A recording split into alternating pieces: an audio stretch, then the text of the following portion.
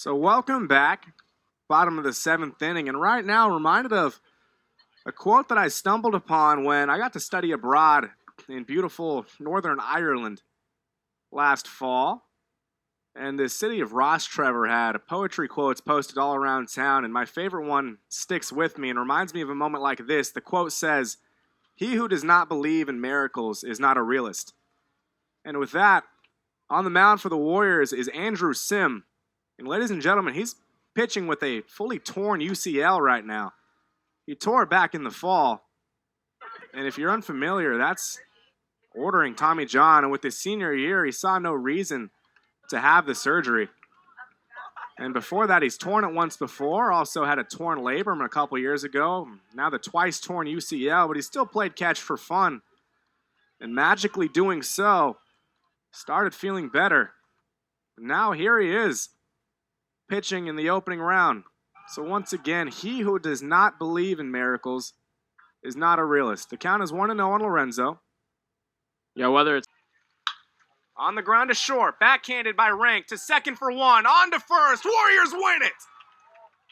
Jamie Kruger with an absolute gem, complete game shutout to seal the victory 3. So the screws turn a little bit tighter. It's that wonderful quote by the poet Dylan Thomas. Do not go gentle into that good night. Rage, rage against the dying of the light. Well, that's where we are.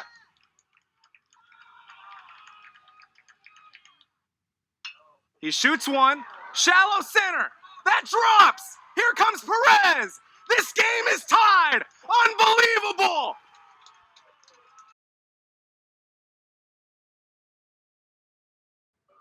Hi, everybody, and a very pleasant Wednesday morning to you wherever you may be. Live from Russ Carr Field on the Westmont Sports Network, it's the Antelope Valley Pioneers playing the Westmont College Warriors.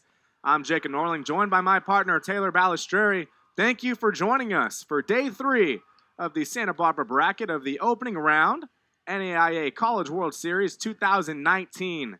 Today we have quite the treat in our hands. It's an elimination game between two teams that did meet up in Day 1 of this tournament, with Antelope Valley coming on top in an instant thriller 9-8.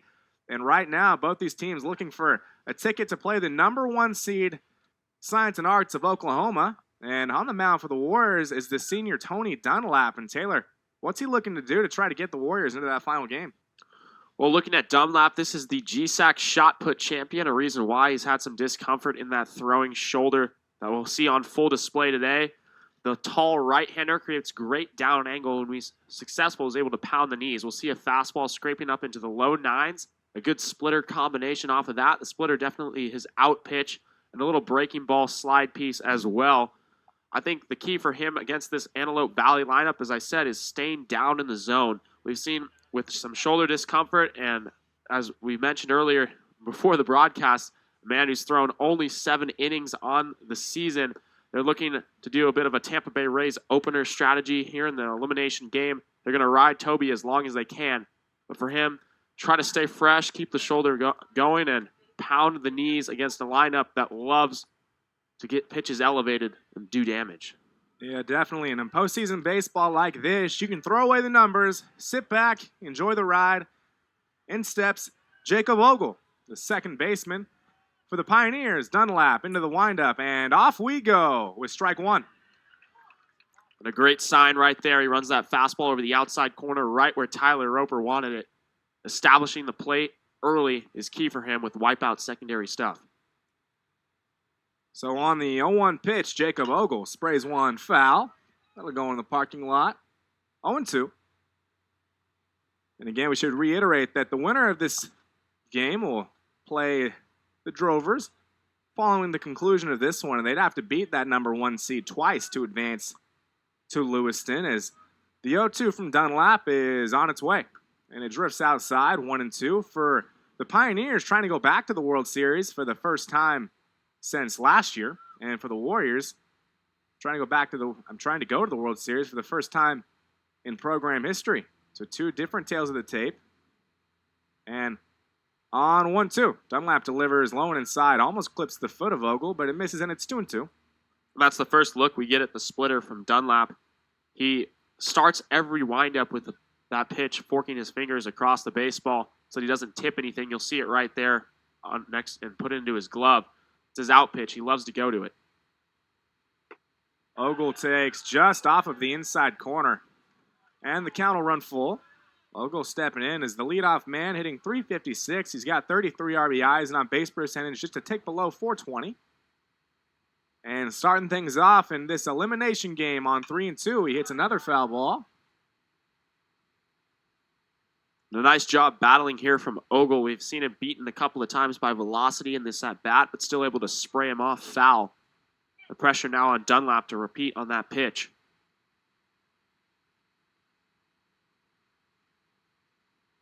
Again, the payoff pitch. Dunlap to Ogle.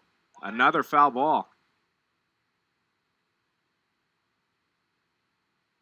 And that splitter, when effective, is almost like a knuckleball. It'll float up towards you and at the end just drop off the table. That one left a bit up. Ogle able to foul it back. We'll do it again. On another 3-2, Jacob Ogle hits another foul ball. And you got to think with Westmont basically going with the opener right here. He's not got a whole lot of pitches under his belt and not got a lot of bullets in his arsenal, you think. So pretty good at bat regardless of the outcome here for Jacob Ogle. If that's what you're looking for the Pioneers. Another 3-2 pitch. Another foul ball. Yeah, and for the Warriors, they got a huge boost yesterday with complete games from both Grant Gardner and Justin Sanders just to get to this point, so saving their bullpen a bit. But as you mentioned, going with the opener in this game, they're going to staff it. They want to ride these guys as long as they can. Let's do it again. Another 3-2. Swung on and missed. Out number one. Man, you talk about a battle to get the day going as he looks like he back foots that breaking ball. Pretty confident pitch from Dunlap. Yeah, Dunlap, a former pitcher at the University of Washington, has been around to a couple of schools, now ending up at Westmont. Really happy here. A senior just graduated, but he trusts his secondary stuff a lot. We saw him there establishing the outside of the plate with the fastball and the splitter. Ultimately had to go to his bag of tricks, went with the back foot breaking ball and a big 3-2 pitch. So the first one to Valoria misses downstairs, 1-0. You see them squaring around to bunt in that situation. You see a guy of Toby's stature out on the mound. It's tempting to try to make him move and field the ball. Low-key one of the best athletes on this Warriors team, though. Dunlap delivers a 1-0. Below the knees, 2-0 the count, and definitely with these conditions, very muggy, very foggy, misty day here in Montecito, California. We were talking before the broadcast about balls on the ground. Going to be tough to make routine plays on as the 2-0 to Valoria misses downstairs, 3-0. Yeah, I think it plays into the Pioneers' style. They love to make contact, don't strike out a lot. We mentioned earlier the 6th highest average in the NAIA, but they're playing against the team with the 2nd highest fielding percentage in the country. So for Westmont, just got to take care of the baseball. The 3-0 is in there for a strike. 3-1, and from the Westmont side of things, you think a team that relies on the home run ball a lot, and with these conditions, unless you're going right down the line, it'd be tough to do so. So it'll be curious to see how these teams adjust to the conditions as a 3-1 to Valoria misses down low, and we're going to have our first base runner of the day with a 1-out walk. Yeah, Valoria, good speed on first, 14 for 16 on stolen base opportunities. But Dunlap has exhibited a good control of the running game. In years past, he's been a mainstay at the top of the rotation for this Warriors team. Battled some nagging injuries throughout the course of this year that, as you mentioned, ultimately led him to try out track. The GSAC champion in the shot put. And now here pitching in Nationals. The first one to Khalil Anderson is a breaking ball that stays up. Looks like a bit of a tight and strike zone, especially in these conditions for both sides. I'm sure you're hoping to get some of those calls. But here in the top of the first, that one misses. It's 1-0. Valoria off of first, just the one down. Anderson, the designated hitter, a throw over to first base. Good throw, might have had him, but he's back safely. Well, we see right there the quick feet from the tall right-hander. We got a chance to see him race against Paul Mezerashi, the courtesy runner for the Westmont Warriors before yesterday's game, and they certainly looked neck and neck through 90 feet. Big lead by Valoria, and that one is above the zone, but he chased it as Anderson evens the count at 1-1. Got to think about Might be tough grip for Roper getting that ball from Dunlap, as the ball is probably going to be a little wet by the time it gets to home plate. So maybe the running game could be going. There's another throw to first. He's back safely. But yeah, all those things have to come in play against a team with so many similarities, and especially coming off a game they only lost 9-8 a few days ago. I'd be extremely aggressive on ball and dirt. On the 1-1. He hits that one into the corner. It's drifting foul. And he shot that one. If that one gets down fair, it's probably 1-0 Pioneers, but instead a very loud strike number 2. Well, Anderson's been their most consistent bat throughout the course of the season. The DH today hitting at a .392 clip and a .456 on-base percentage. I'm sure Dunlap and Roper saw his ability to get the head out on that outside fastball. Either challenge him in here or come back with a splitter. Good time to run if you're Valoria on first. And on the 1-2, he's going. Roper's got it. Throw to second base. He is safe.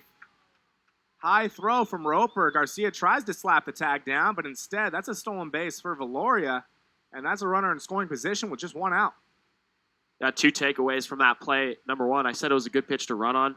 The reason why, it's a splitter count coming off that swing on the fastball, and that ball just dies right at the end. It was a good pitch, but not a good pitch for Roper to handle. You see him trying to step up to make that throw, but having to reach down with his body. The throw ultimately a little bit high, and Garcia's tag was up along the shoulder of Valoria. A tough call for the second base umpire, but he's ruled safe. Anderson, a good job of spoiling that one, and he spoils this one as well, it appears. As yes, he does lay off, and the count is 3-2. A lot of pitches here in the first inning for Tony Dunlap. That's already pitch number 20. The first baseman, Pacheco, on deck. Don't have to give in here at the full count. I know you're trying to save bullets, but don't make a mistake. Anderson on 3-2, pops one up. Garcia's there, and there's 2 away. And that was an exhibit of the velocity of Dunlap right there. You see him running that fastball in on the hands of Anderson. This is one of the most elite hitters in California for the NAIA over the course of the season.